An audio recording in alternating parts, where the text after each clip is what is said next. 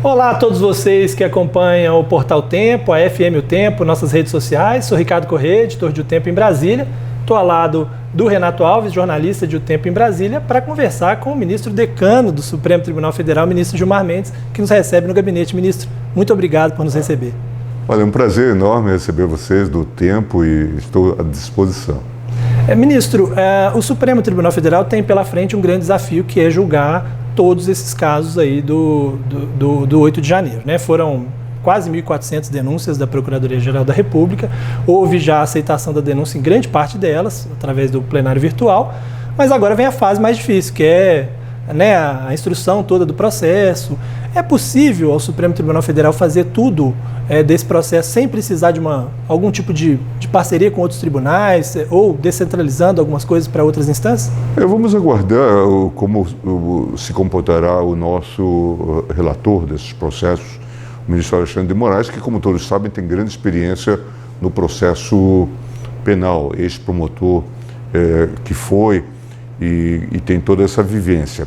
Nós já temos alguma possibilidade de cooperação, podemos delegar a instrução a instâncias ordinárias, podemos fazer isso, como também podemos ter juízes auxiliares que possam complementar essas atividades, de modo que isso terá que ser olhado com cuidado, mas certamente haverá a devida instrução e muita coisa, eu imagino que já está nas denúncias, por exemplo, a participação dessas pessoas, especialmente os vídeos, filmes que vocês mesmos divulgaram.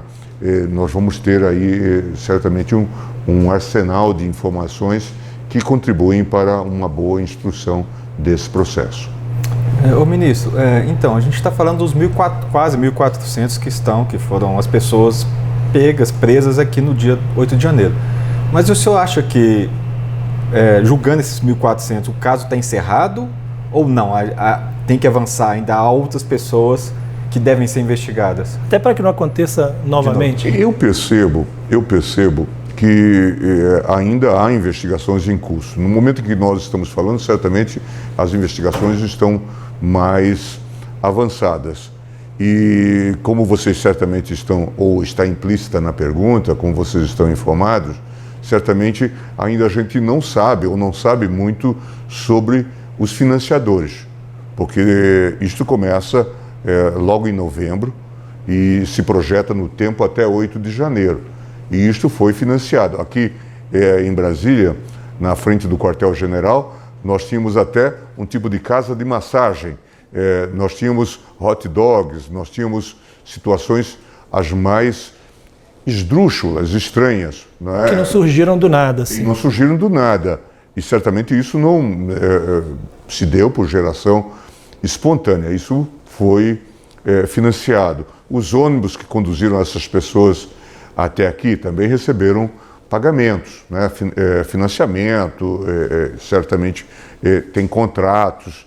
Tudo isso precisa ser olhado com muito cuidado para responsabilizar essas pessoas e evitar, como vocês dizem, que isso venha a se repetir. Acho importante que isso seja discutido e até aqui tenho a impressão de que ainda não se focou, acho que as denúncias não focam nesses, vamos chamar assim, mandantes, né? Nesses financiadores que estimularam esse tipo de prática lamentável. Agora, ministro, o senhor recentemente, na entrevista ao Roda Viva, falava sobre o 7 de setembro de 2021, dizendo, olha, em determinado momento eu chego a temer mais pelo 7 de setembro de 2021, que é aquele momento em que os caminhões poderiam descer ali para o Supremo Tribunal Federal, do que propriamente do 8 de janeiro. Com o agravante que no 7 de setembro de 2021 o presidente era um apoiador daquele movimento e que se houvesse ali uma GLO ou algo assim, era ele quem poderia ter a autonomia para, naquele momento ali, se ele quisesse decretar. O que fez com que o 7 de setembro de 2021 não se transformasse no 8 de janeiro ou não fosse pior do que o 8 de janeiro? A gente está no campo das conjecturas, mas só para uma explicitação. Eu não acho que o 8 de janeiro foi mais grave do que, ou menos grave do que o 7 de setembro. Não entendo assim. Eu acho que aquele momento talvez tenha sido um momento crucial em que nós vimos riscos de se fazer aquilo que depois veio a se fazer no 8 de janeiro. Como depois tivemos o 7 de setembro de 2022, também com características muito assemelhadas. Mas eu tinha acompanhado o 7 de setembro de 2021 e conversei durante todo o tempo com o ministro Alexandre, com o ministro Fux, que estava na presidência, com o Gustavo Rocha, aqui da Casa Civil do Distrito Federal, e em um dado momento, se vocês olharem os registros, os caminhões avançaram para além daquele limite que tinha sido imposto. Itamaraty, na noite, né? Ainda na noite anterior. E veja, caminhões aqui embaixo poderiam provocar, não é, uma hecatombe, um desastre enorme. Então, eu fico com a impressão hoje, mas isso está no campo das conjecturas, que de alguma forma, no governo, na estrutura do governo, no CORA, ali no centro, havia essa expectativa de se instalar um caos institucional e aí então vamos ter que lançar mão da GLO, quer dizer, uma desordem autocausada, porque era o presidente comandando todo esse fenômeno, não é? E depois se diz, agora eu não consigo segurar a turba e preciso das Forças Armadas. E aí, Deus sabe o que poderia acontecer. Então, nesse sentido, que me parece que isso já vinha sendo gestado lá atrás. Era no mínimo um ensaio. Um ensaio, alguma coisa para saber quanto de domínio se tinha em relação a essa turba. E a gente viu que essas pessoas eram capazes de fazer as coisas que nós vimos no 8 de janeiro. Então, isso me parece extremamente grave, independentemente do debate sobre a responsabilidade jurídica do presidente da República, que segue o processo, é inequívoca a responsabilidade política dele, não é? Em relação a isso. Ele insuflava essas pessoas, jogava essas pessoas contra o Supremo Tribunal Federal, isso é visível e inegável. Então, no campo da conjectura ainda, ministro, a gente teve o 7 de setembro e teve o 8 de janeiro. Foi muito tênue ali a linha para que esse golpe de Estado, ou a tentativa de golpe de Estado, vingasse. Ou o senhor acha que não? E nesse momento, se houve naquele dia 8 ou no dia lá no 7 de setembro, houve uma conversa entre vocês, ministros do STF, sobre algum plano de evacuação do dia STF? Seguinte, né? Ou no dia seguinte, ou naquele dia. Isso no 7 de setembro? Ou no 7 de setembro, ou também no 8 de janeiro, que eles chegaram a invadir, né, e quebrar o coisa. 8 de janeiro eu nem estava aqui. Recebi as comunicações e comecei. Eu estava já em Lisboa, já era o período de férias, eu voltei para ver todo esse estado de coisas. E acho que todos foram, de alguma forma, surpreendidos. Acho que não havia... Não havia um plano. Não havia plano e não havia pessoas, a não ser a presidente, que estava em Brasília. Eu não vejo que tivéssemos um plano de evacuação.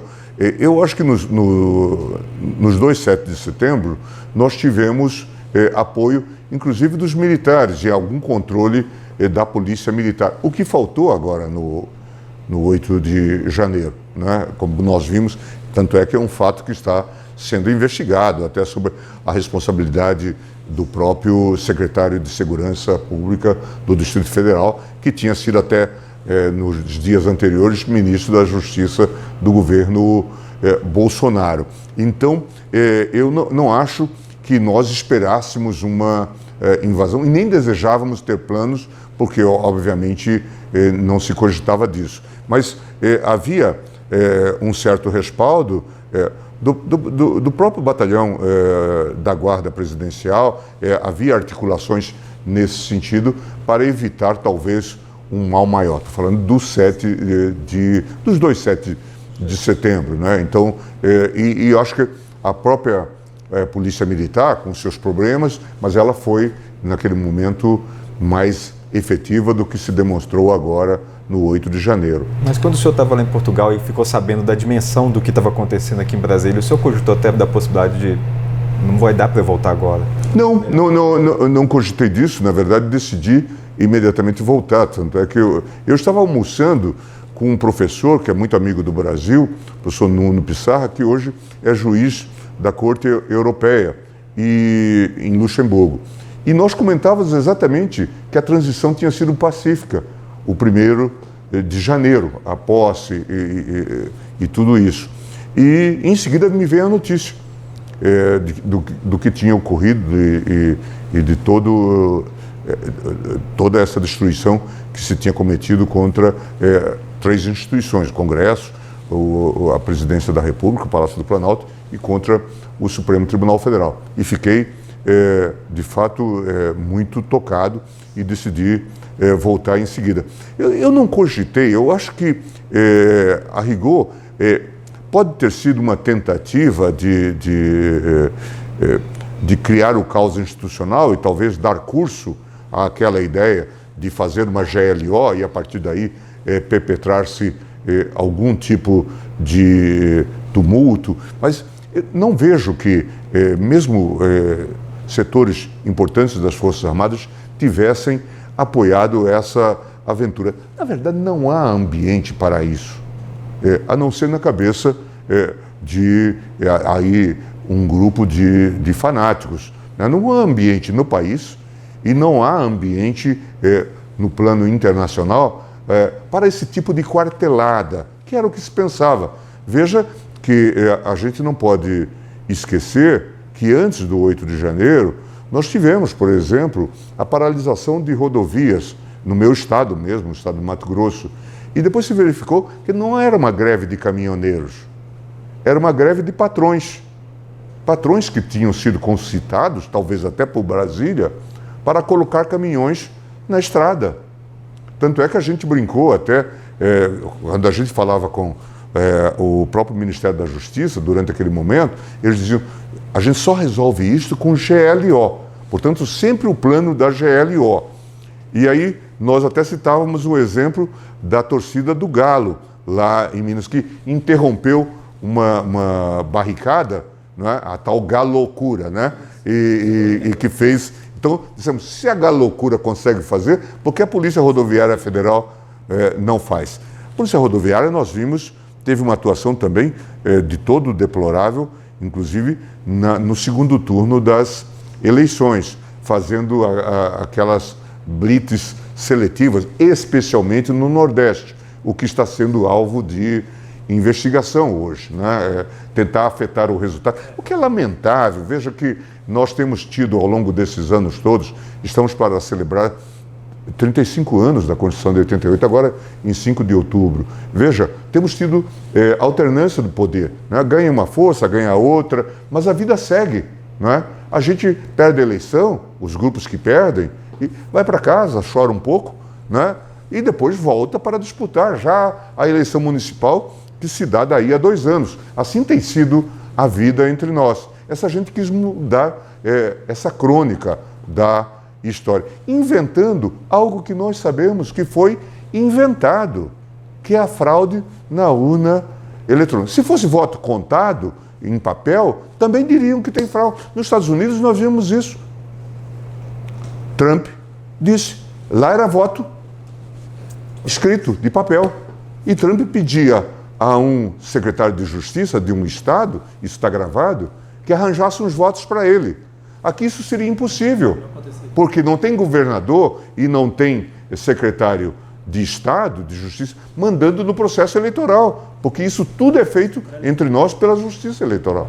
Agora, ministro, na eleição, além desse episódio do dia da eleição, houve durante o processo eleitoral uma série de polêmicas relacionadas o senhor mesmo falou recentemente sobre a PEC Kamikaze, aquelas decisões que eram puramente eleitoreiras, mas que interferiram no processo eleitoral, e o senhor mesmo disse nessa entrevista ao Roda Viva o quanto para o Supremo Tribunal Federal seria difícil naquele momento tomar uma decisão impedindo que aquilo acontecesse, porque talvez fosse até aquilo mesmo que o ex-presidente gostaria naquele momento. Mas o senhor disse também que para evitar que isso aconteça de novo vai ter que haver respostas em algum momento. Com certeza, eu acho que nós temos que discutir isso.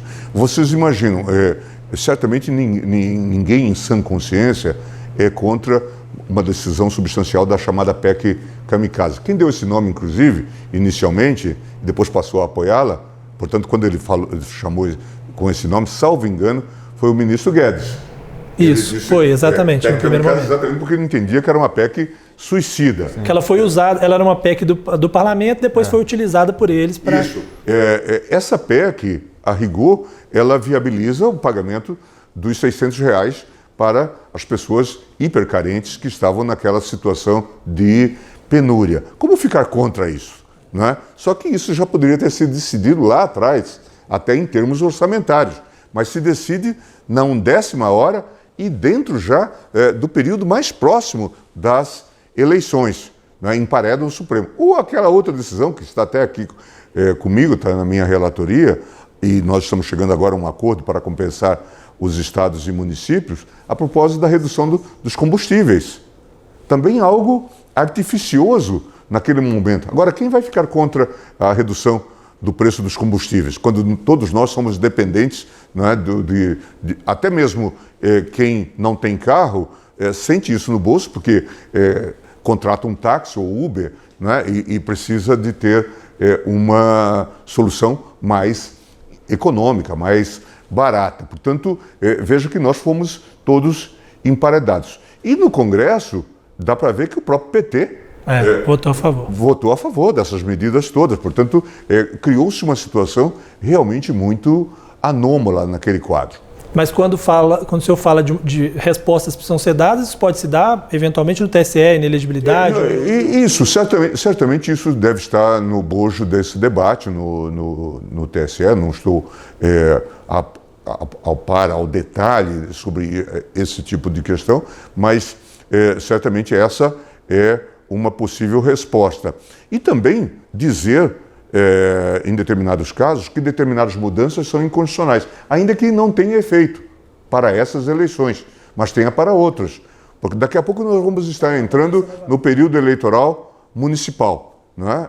Eleições no próximo ano. E se isso não é bem definido, daqui a pouco se estimulam essas medidas aventureiras. Então é preciso que a gente tenha bastante atenção para com essa situação. Mas realmente nós vivemos um período bastante delicado e precisamos estar atentos. E o senhor vê o fim desse período delicado? Porque houve uma transição de governo, mas o fato é que o Brasil continua dividido, com ataques a instituições, né? Muita gente hoje considera, se pudesse escolher, que ele gostaria de fechar o Supremo, fechar o Congresso Nacional. O senhor vislumbra um futuro? Acho que sim, acho que a gente precisa de paciência. Já tivemos momentos piores. Todos os domingos nós tínhamos um discurso do presidente xingando o Supremo Tribunal Federal. Isso fez com que os seus seguidores entendessem que nós éramos os capetas com vestes, com toga, não é? Esse é o entendimento de pessoas que aderiram, infelizmente, inclusive, a essa baderna que se viu. Veja vocês, nós tivemos uma atuação que eu reputo uma das mais marcantes da história do judiciário mundial na pandemia, se nós formos olhar tudo o que ocorreu. Atuamos, quando o governo se mostrou vacilante, intencionalmente vacilante, o governo federal se mostrou intencionalmente vacilante para não atender às demandas de intervenção, isolamento social e outras medidas. Quando nós não tínhamos vacina, o governo oferecia às pessoas o quê? Cloroquina, né? Ou ivermectina. E nós tivemos que atender aos pedidos de estados e municípios, que eram os verdadeiros responsáveis por hospitais, pelos atendimentos gerais, dizendo o quê? Que o SUS é um sistema integrado e que, se a União não estivesse presente, estados e municípios poderiam adotar essas medidas.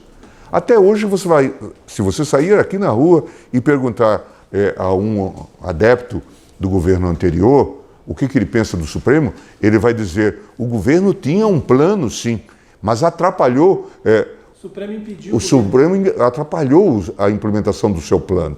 Veja, com tudo isso, nós chegamos a 700 mil mortos. Com todas essas ações nas quais nós fomos muito proativos, chegamos a 700 mil mortos, o que é um dos índices mais altos se nós considerarmos a população mundial em geral. Teríamos ultrapassado isso facilmente, não for a ação do Supremo. Veja, tem se esquecido que o Supremo determinou o início do plano de imunização, a vacinação, porque o governo era recalcitrante. Nem quero entrar nesses episódios da CPI, das vacinas e tal, mas veja, o governo era recalcitrante na compra de vacinas quando as vacinas já existiam. Desconfiava de quanto elas funcionavam, diriam que chegar a dizer que não ia comprar. Chegou em relação à Pfizer a dizer que não tinha segurança jurídica, porque a Pfizer impusera um acordo, no acordo, que tivesse como foro um juizado ou uma sede de arbitragem em Nova York. Bem, mas se essa condição era imposta a todos os países, qual era a diferença? Como que nós vamos deixar de comprar por conta disso?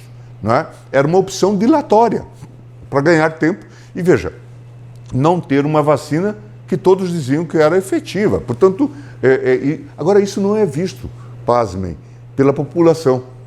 A população não vê, não vislumbra esse papel exercido pelo Supremo Tribunal Federal. A parte beneficiada e que certamente é mais racional nos apoia, ela é silenciosa. E a outra é barulhenta contra.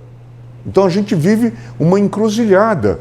Vivemos, de alguma forma, esse espaço. Aqueles que são...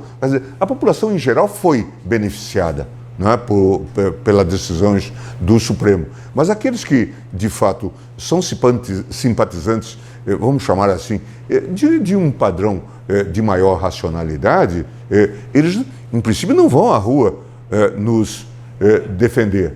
E os outros estão todo dia aí nos achincalhando.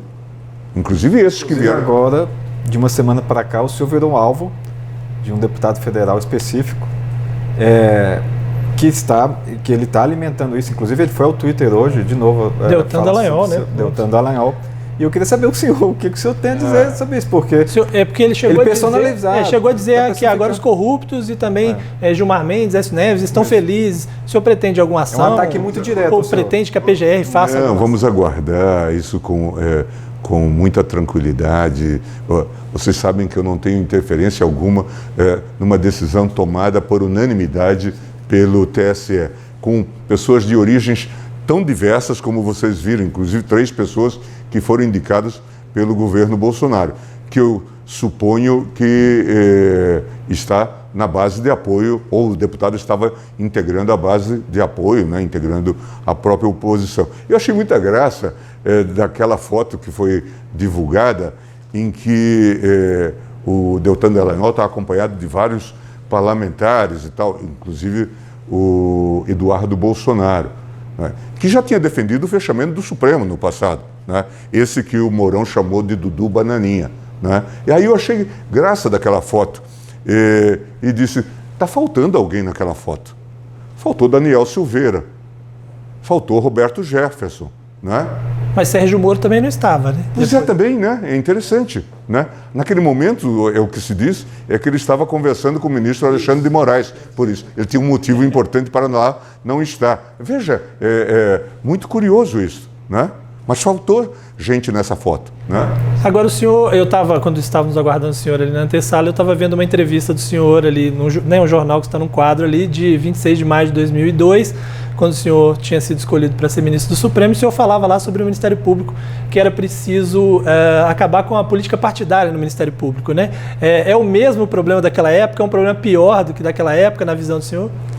Eu tenho a impressão que chegou um momento, nessa fase agora, em que o Ministério Público viveu quase que um fenômeno de, vamos chamar assim, de um modelo do medievo, das fragmentações puras, e como se nós estivéssemos vivendo um momento de autonomização de vários setores, não é? E de verdadeira acefalia, não é? O próprio Procurador-Geral tinha lá pouca influência e esses setores viviam isso. Acho que esse quadro é mais gravoso do que aquele que nós vivemos no passado, em que também havia um tipo de cooptação. O Ministério Público... E o senhor é um ex-membro do Ministério Público, sabe? Atuava, em consonância com grupamentos de oposição. Isso, tinha vivido isso no governo Fernando Henrique Cardoso, de maneira notória. Nós nunca perdemos a fleuma, mantivemos sempre a nossa posição, chamávamos atenção para os abusos, mas era notório. Hoje vocês não falam mais de um procurador que atuava todo dia, que é o Luiz Francisco, mas que era um aliado importante da oposição naquele momento, e depois ele desapareceu. Sumiu. Falávamos dele hoje, inclusive. Isso. Então, havia esse tipo de situação, mas havia alguma coisa estruturada na Procuradoria-Geral, com os subprocuradores, e isso era visível. Eu acho que agora ocorreu essa fragmentação. Vejam vocês, até um procurador mineiro, mas que teve uma atuação desastrosa, certamente merece o título do pior procurador-geral da história do Brasil, que é Rodrigo Janot, não é? Um irresponsável colocado à frente da Procuradoria-Geral. Como que ele iria comandar essa instituição? E isso produziu essa feudalização. Cada local tinha as suas perspectivas. Também o judiciário aqui não está isento de responsabilidade. Eu tenho dito isso. A Justiça Federal teria que fazer uma revisita de toda essa temática, porque essa feudalização que ocorreu, por exemplo, no Paraná, era um consórcio, Moro e Deltan Dallagnol. É só vocês visitarem a Vaza Jato e verem como as ações eram combinadas. Até as denúncias que eram oferecidas eram submetidas ao Moro antes. Moro fazia recomendações sobre pessoas que deveriam ser ouvidas. Então, veja, é uma fragmentação. Mas isso teve reprodução no Brasil. O caso do Rio de Janeiro, da 7ª Vara, onde atuava Bretas, também tinha um consórcio com os membros do Ministério Público, um tal de Elage, e aparecem algumas figuras menos visíveis, mas aparece isso. Portanto, a rigor, o Brasil saltou uma fogueira. E vejam, eram práticas totalitárias. Essa gente prendia pessoas para que elas delatassem, soltavam-nas quando elas aceitavam a delatar. Agora, como que a gente vai acreditar hoje na firmeza, na consistência dessas delações? Isso aparece agora nessa obra do Emílio Odebrecht sobre aquele período. Acho até que se tem que discutir. Veja, uma empresa como a Odebrecht faz uma brutal delação com 70 pessoas. Hoje se diz que muitas daquelas pessoas, na verdade, aceitaram uma bolsa de 20 milhões para delatar, mas muitas delas não sabiam absolutamente nada do que se passava. Portanto, acabaram sendo induzidos a participar daquilo, fizeram um cálculo de custo-benefício, considerando que a empresa rumava para a inviabilidade econômica, portanto, vamos sair e vamos levar algum dinheiro. Hoje, o que se fala é que muitas dessas delações são absolutamente imprestáveis. Há muitos pedidos da própria Polícia Federal para cancelar os benefícios que foram garantidos a essas pessoas. Então, é preciso olhar. É um período realmente obscuro da nossa vida. Falhamos muitos em relação a essa temática. E, obviamente, nós precisamos... Eu acho até que a gente precisa aprofundar isso. A tal República de Curitiba tem porões. E nesses porões moram muitos cadáveres e esqueletos. Eu acho que a obrigação do Judiciário Federal, é aprofundar-se sobre isso. E discutir isso para que, de novo, isso não mais se repita. Além do que, nós devemos organizar a fuga para frente. O que é? Já está aprovado pelo Congresso, e está aqui parado há 3 anos com o ministro Fux, o tal juiz de garantias. Não pode haver essa mistura do juiz que cuida da investigação com o juiz que vai julgar o processo. É preciso que isso seja encerrado. É um momento, acho que a gente tem um momento de encerrar esse quadro. Ministro, só para a gente deixar claro, quando o senhor fala da questão da Vaza Jato e da Lava Jato, da gente fazer um pente fino, né, viver essa história, da parte jurídica, para a gente deixar bem claro, o senhor defende que aquelas pessoas que investigaram, integraram a força-tarefa da Lava Jato, precisam ser investigadas. Acho que sim. Se serão punidas ou não, não interessa. Vamos saber o que ocorreu. Porque a toda hora aparecem informações que... Como a do Tacla Duran, que veio... Pois depoimento. Isso. E veja, que consegue apoio lá no TRF da 4ª Região para impedir que ele seja ouvido lá. Quando eu acho que o próprio Congresso deveria ter interesse em ouvi-lo, não é?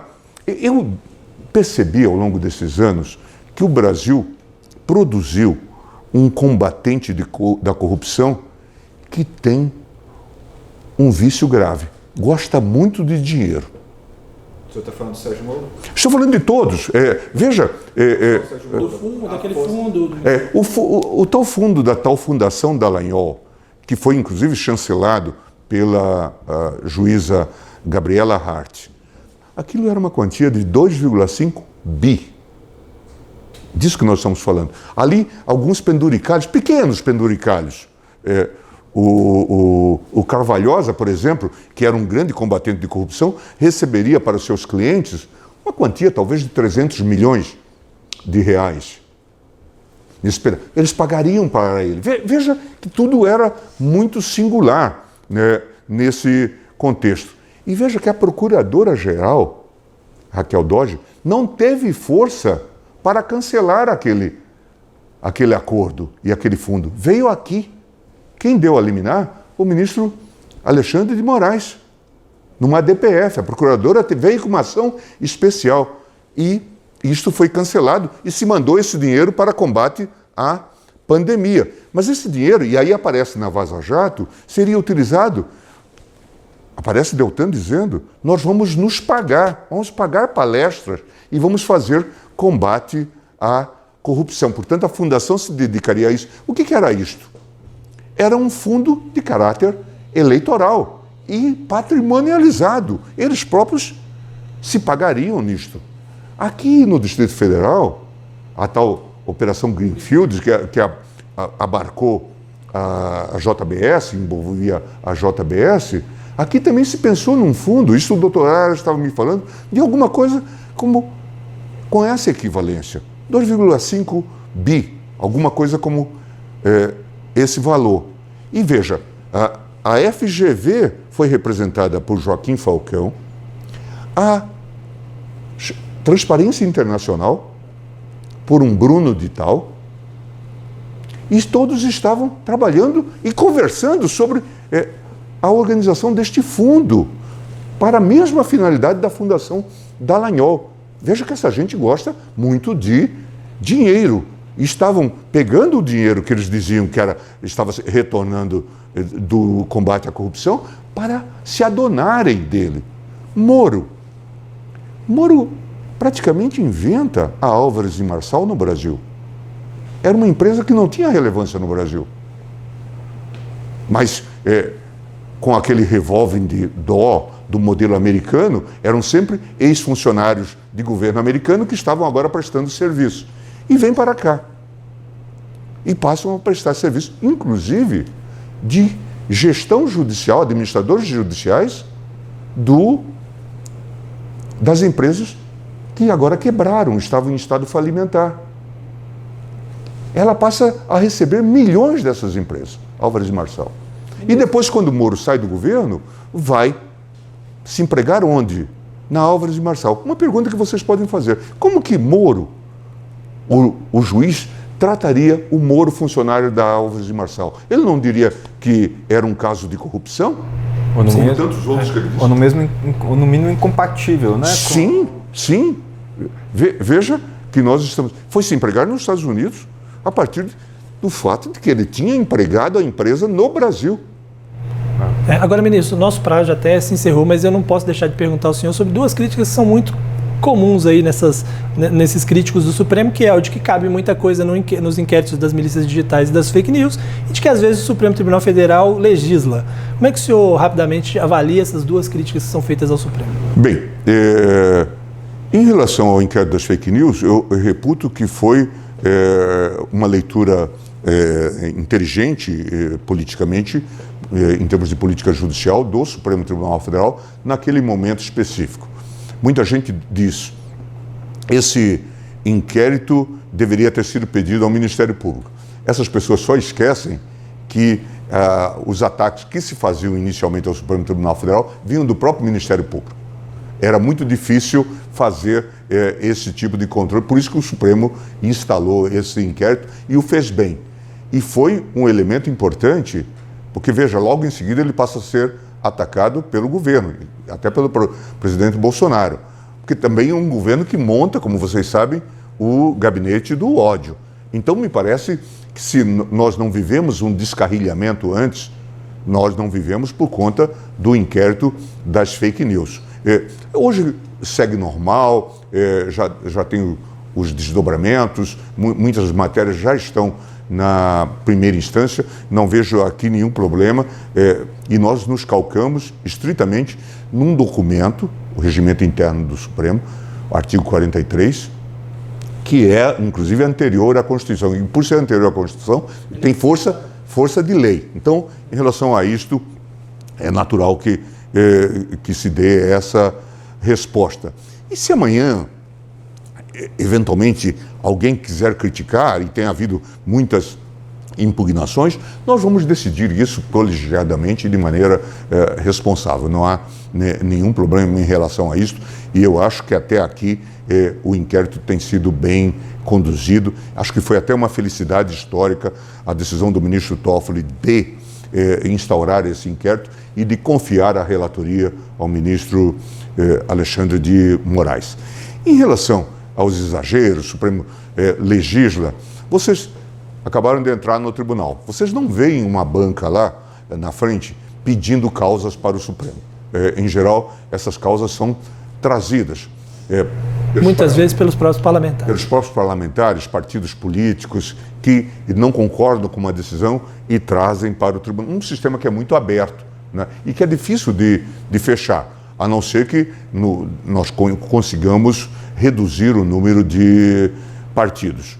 E muitas vezes se reclama de falta de legislação ou da omissão inconstitucional. Portanto, o que se pede ao tribunal é uma interpretação construtiva, como aconteceu na questão da greve dos servidores públicos, que não tinha legislação nem parâmetros, ou mesmo no caso da homofobia, em que se reclamou tanto que o Congresso não deliberava sobre isso e que havia um bloqueio no processo decisório. Então, são coisas que nós precisamos considerar. Claro, nós temos que estar atentos para não cometermos abusos de índole nenhuma. Não é dado a um tribunal que tem que zelar pela Constituição cometer abusos. E nós não estamos animados com esse espírito. Pelo contrário, nós queremos dialogar com a doutrina constitucional, nós queremos ser atentos às regras constitucionais, mas precisamos também que o tribunal seja respeitado e tratado de maneira digna, o que não ocorreu necessariamente nesses últimos 4 anos. Ministro Gilmar Mendes, decano do Supremo Tribunal Federal, muito obrigado por nos receber. Renato e Ricardo, eu agradeço enormemente a visita de vocês e estou sempre à disposição de outro tempo. E eu agradeço também a você que nos acompanhou até agora. Um abraço para vocês e até mais.